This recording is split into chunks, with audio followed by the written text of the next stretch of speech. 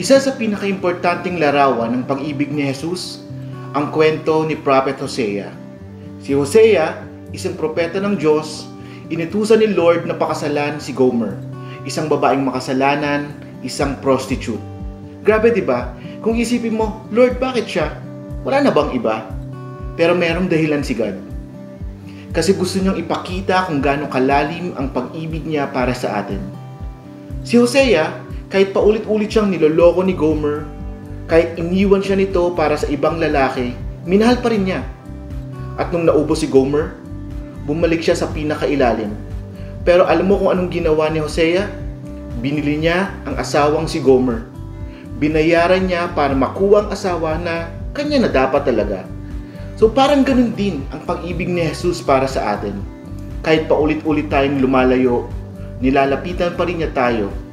Hinahanap at handa niyang tanggapin kung ano man ang meron sa atin. Kahit madalas binibenta natin ang sarili natin para sa kasalanan, He bought us by His blood on the cross. Ang pag-ibig ni Hosea sa asawang si Gomer, larawan ng pag-ibig ni Jesus para sa atin. Isang pag-ibig na hindi sumusuko, hindi bumibitaw. At kahit gaano tayo karumi, handa siyang tubusin at handa siyang linisin tayo.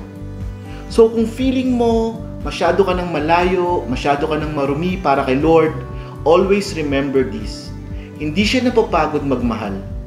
Hahanapin ka niya, lilinisin ka niya, at tanggap ka niya. Ang pag-ibig ni Hosea sa asawang si Gomer ay larawan ng pag-ibig ni Jesus para sa atin. Tapat, kahit hindi ka karapat-dapat.